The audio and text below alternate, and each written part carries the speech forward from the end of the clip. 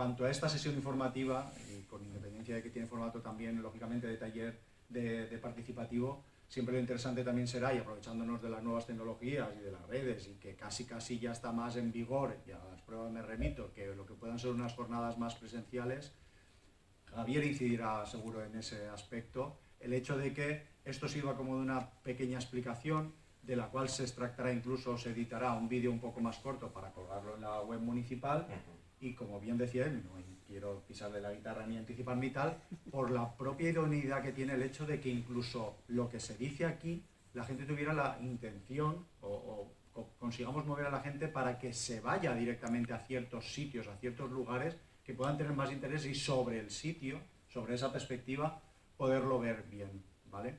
De decir, pues allí sobre el sitio puedo tener una opinión, ¿vale? Como esto luego podemos editar el vídeo, voy a intentar que sea esto lo más didáctico posible y luego lo intentaremos reducir. Me ha venido muy bien la introducción que has hecho, porque además has dado con la clave, ¿vale? Porque el tema del problema que tenemos con el paisaje, ¿por qué estamos haciendo este taller? En la ley esta de ordenación del territorio, protección del paisaje, urbanismo, hay una obligación de que el paisaje se tenga que ser considerado antes de cualquier tipo de planeamiento. Nosotros estamos ahora mismo con el catálogo. Desligar el paisaje del territorio es completamente imposible, porque al final, ahora veremos exactamente qué es el paisaje, pero si lo quisiéramos traducir a título particular, al final el paisaje no es otra cosa que la impronta de las decisiones que tomamos en el territorio. Cuando al final decidimos que un espacio sea agrícola o que sea urbano o que sea natural, son decisiones que las personas tomamos y decidimos. Entonces lo que queda es esa impronta que quedamos. ¿Qué es lo que sucede? Que como el paisaje antes era mucho más sencillo, pero tenía un hándicap bastante importante en evaluación ambiental. ¿Por qué? Resulta que tú promovías algo y se realizaba una evaluación ambiental para identificar los posibles impactos. Y entonces las preguntas eran muy sencillas. ¿Existe alguna especie protegida? No, se puede hacer. ¿Existe algún elemento de riesgo natural que puede impedir el desarrollo de algo? No, se puede hacer. Y cuando tú respondías a esas preguntas básicas, prácticamente hacías lo que querías. Y luego nos encontrábamos en determinadas coronaciones de cerros, o hay una vista muy particular, cuando venimos desde Valencia entramos en la provincia de Alicante, a la altura de Pego, que es Montepego. Montepego es una urbanización que está en la coronación del monte, y que prácticamente todo el que viene lo ve y dice, pero qué barbaridad cómo han permitido hacer, es una cosa así. Y eso se podía hacer porque en aquel momento las preguntas que se respondían no atendían a un concepto que es subjetivo, que es esa parte del paisaje. ¿Qué dificultades tenemos con esto del paisaje? En que tradicionalmente ha habido como dos grandes líneas muy separadas del concepto del paisaje. Por un lado estaba la línea más geográfica que vinculaba el paisaje a los usos del territorio. Es decir, uno entendía el paisaje como el paisaje agrario, el paisaje natural y prácticamente lo que estamos haciendo es una definición del uso que se estaba realizando al suelo.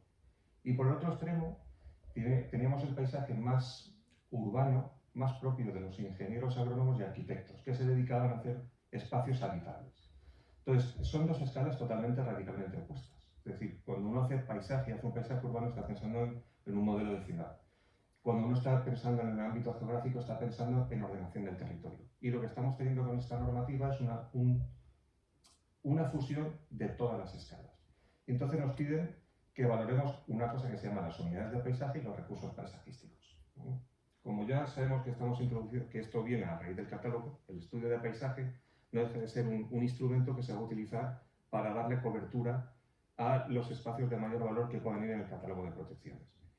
¿Qué vamos a ver en el estudio de paisaje? Pues por lo tanto las zonas urbanas realmente no. Estamos hablando de los espacios periféricos y que vamos a intentar discernir un poquito en qué consiste cada cosa. ¿Qué es el paisaje según la normativa? Pues esto es importante porque el paisaje es cualquier parte del territorio tal y como es percibido por quien lo habita. Los animales no perciben el paisaje, solamente los percibimos las personas. Y por eso hay un componente visual muy importante. Y por eso el ámbito que hemos empezado a hablar, del ámbito geográfico, ya no cumple los criterios del tema del paisaje. Es más, en todo lo que es paisaje, que esto viene a través del Convenio Europeo de Paisaje, en todos los talleres que se han ido realizando a lo largo de los años, al final está prevaleciendo mucho más el criterio cultural. Porque al final, si hemos dicho que el paisaje es una impronta de las decisiones que tomamos en el territorio, lo que ha dicho el concejal al principio de forma intuitiva, al final el paisaje no deja de ser un elemento que genere identidad. Uno puede ver un paisaje que puede ser particularmente, estéticamente, vamos a decirlo así de sencillo, feo, pero sin embargo puede representar algo muy importante para una población local, porque puede ser donde se está realizando la romería desde hace más de 100 años. Y sin embargo no tiene ninguna particularidad estética que diga qué es. También el paisaje no lo puedes diferenciar de los elementos visuales, porque hemos visto que el paisaje es un elemento visual. Si conocéis la folla de Castalla o el Valle de Laguar, al final uno coge identidad y uno identifica el Valle de Laguar porque tienen los campos de cultivo y la coronación normalmente de algún elemento visual, que suele ser la sierra, que lo corona, y uno le da identidad. La zona del pantano de Guadalest, todo lo que son 5 pueblos que componen el Valle de Guadalest, y sin embargo solamente es un municipio el que recibe el nombre de Castell de Guadalest, pero nadie entiende ese paisaje si quitásemos la coronación de montañas o si quitáramos los elementos particulares de cada pueblo. Eso trasladado a una escala local también implica que la percepción que nosotros, cuando veamos ahora las técnicas que vamos a emplear para la evaluación del paisaje, lo malo de la normativa es que nos pide que hagamos un análisis de preferencia visual. ¿Eso qué quiere decir? Que vamos a ver una serie de imágenes en el que vamos a decidir si ese paisaje que nos muestra nos parece bien o nos parece mal. Vamos a ver cómo lo vamos a poder hacer. Esto va a ser bastante intuitivo. Al final, cuando ya hemos visto que el paisaje puede ser geográfico, de uso del suelo, o puede ser más localista, de que voy a diseñar el desarrollo de mi espacio urbano o de mi entorno directo de una forma muy concreta, al final sí que creo que en general tendríamos claro que tenemos como 3 elementos de paisaje muy identificados. Un paisaje natural, un paisaje rural y un paisaje urbano. El natural, el típico que podemos encontrarnos en plena zona de monte. El rural, lo que podemos encontrarnos, por ejemplo, en las llanuras de Castilla-La Mancha, cuando entramos en Almansa, en quien sabe todo por aquí, y el urbano lo tenemos muy claro. ¿Qué es lo que sucede para que una cosa sea una cosa y no sea la otra? Que tiene que estar prácticamente al 100% embebido en el mismo sistema. La mayoría de los casos no suele ser así. Incluso en los espacios más naturales, a lo que te metas en el núcleo, tú lo que te encuentras realmente es un mosaico agroforestal. Estoy pensando ahora, por ejemplo, en la zona del Maimó, todo lo que corresponde a la zona de Tibi. Tenemos el Maimó, que es un elemento principal natural, que si nos metemos en la zona del Chorre del Catí, estamos en un espacio natural. Si estamos en plena Font Roig de Alcoy, estamos en un espacio natural, pero conforme nos vamos alejando, empezamos a percibir que no sé muy bien dónde estoy, si estoy en un espacio natural o estoy en un espacio rural, o en qué estoy. Esos son lo que llamamos los peris. Cuando decimos que hay un elemento visual muy importante en el paisaje, hay una cierta relación.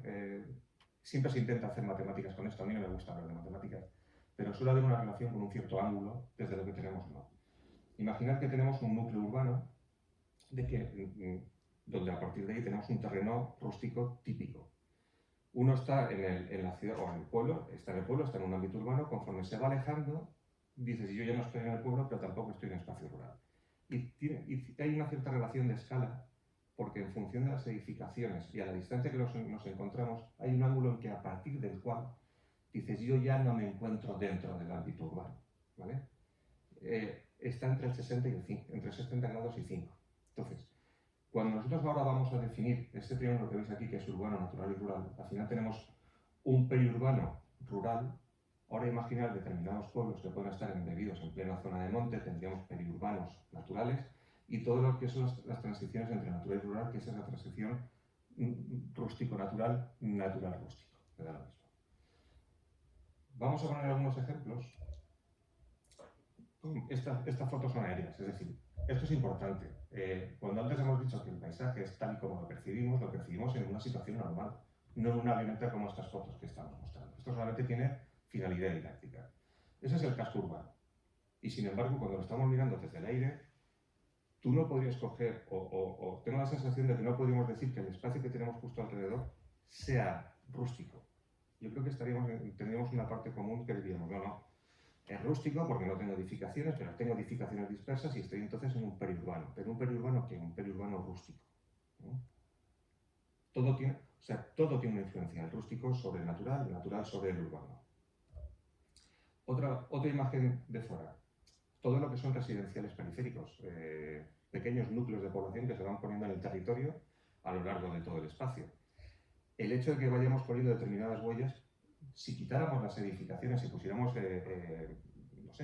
explotación intensiva agraria bajo cubierta, pasaría lo mismo. Es decir, a pesar de que tuviésemos terrenos naturales alrededor, no tendríamos un espacio puro. El caso particular de Mutxamel es que la mayor parte del territorio no cumple, salvo cosas muy específicas, un puro. Estamos en bastantes periurbano, perinatural, perirrústico. Las infraestructuras también son elementos que condicionan mucho, es decir, ahí tenemos el trazado de la autovía y todo lo que son las líneas de tendidos de alta, nos suelen alejar del espacio y dices, no estoy ya tan rústico, no estoy tan natural, empiezan a haber elementos que nos van condicionando. Y esto va a determinar mucho, y sin embargo, fijaos que a la izquierda de la imagen está el cauce del río Seco.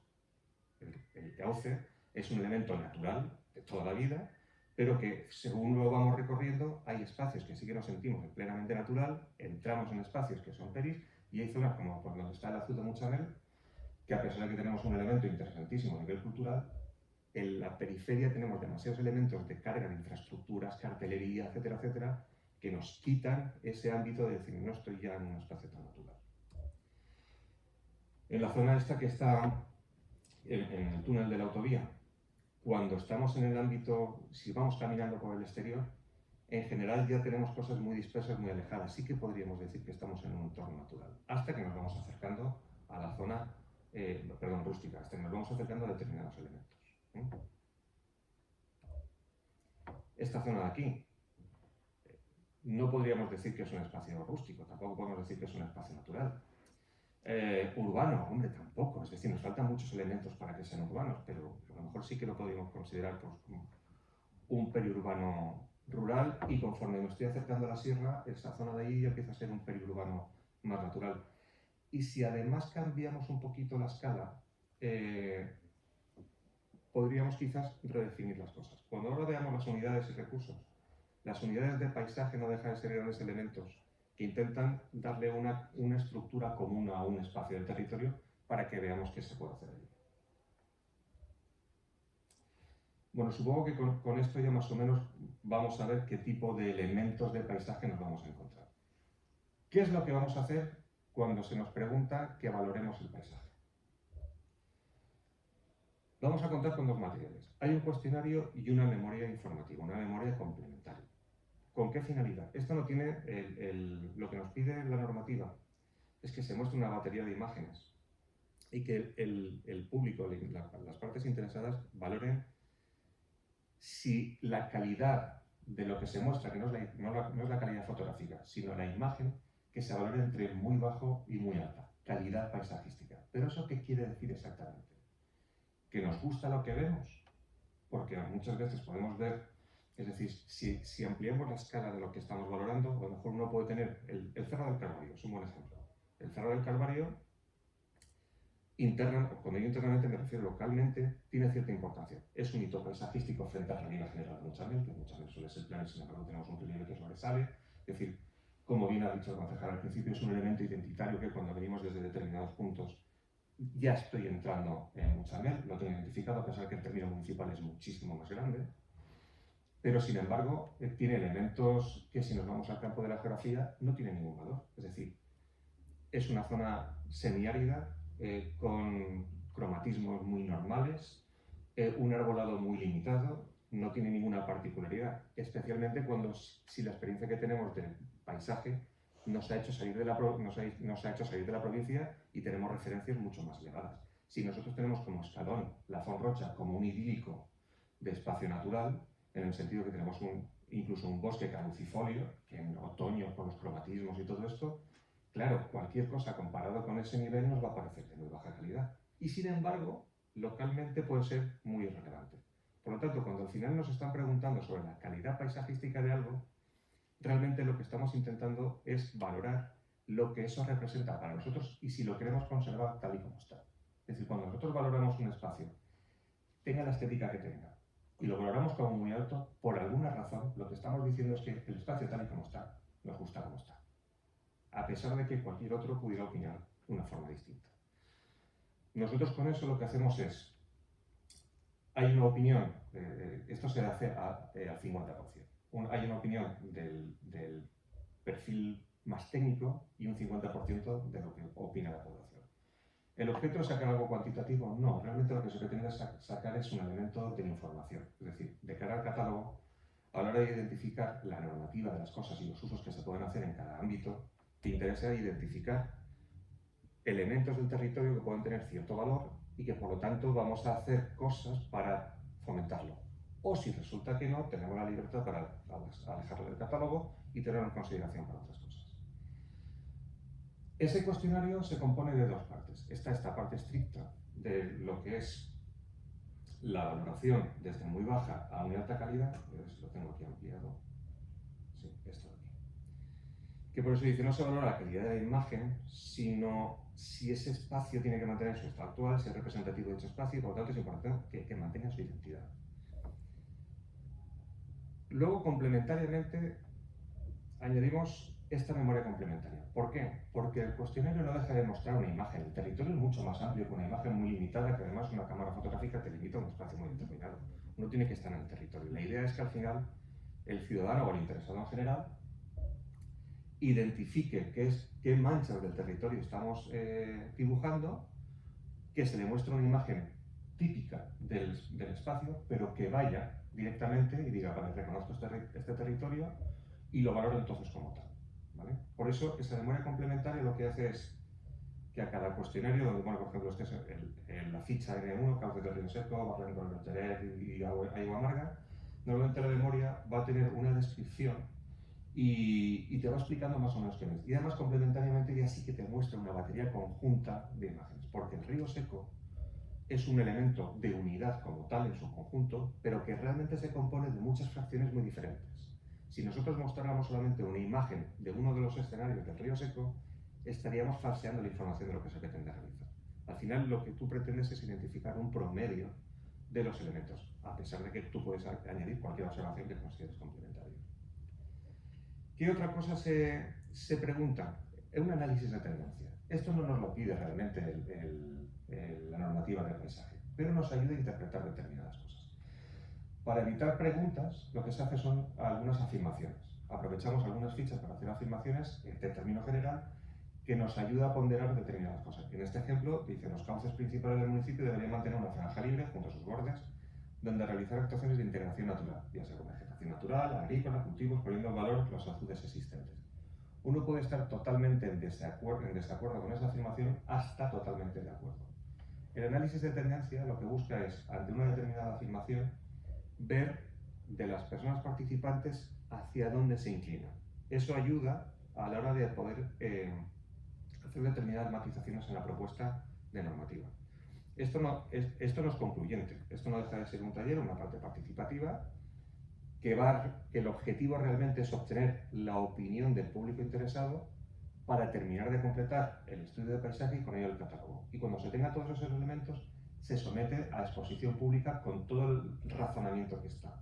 De forma que, si los técnicos nos hemos equivocado, puede ser automáticamente corregido.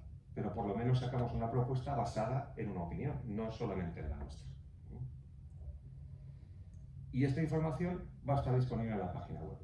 ¿De qué forma se quiere realizar? Que cualquier parte interesada pueda rellenar el cuestionario, lo presente vía registro en el ayuntamiento y a nosotros únicamente se nos va a dar el cuestionario puro, sin ningún dato personal. Nosotros no vamos a saber nada. Hay una parte estadística básica que solamente pretende saber si es un residente en el municipio y el grupo de edad que tiene. Solamente efecto estadístico, pero no hay ningún dato personal que se nos pueda vincular. ¿Vale? Pues esto es el taller, no es más. A partir de aquí, la idea es que esto pueda estar accesible al público interesado. Lo normal sería que estuviese al menos 30 días para que la gente pudiese ir a los sitios y pudiera visitarlo, porque podéis dilatar lo que consideréis, y que y no debe ser cerrado. Junto con ese escrito que puedan presentar en el ayuntamiento, ya sea por electrónico o personalmente, como no es alegar, que pueden, si detectan algún fallo en el estudio o alguna cosa así, lo pueden aportar, oye, hemos detectado algo, o hay algún elemento que consideramos de interés que debe ser incluido, porque como luego se tiene que terminar el estudio de paisaje y el catálogo, es el momento de realizarlo.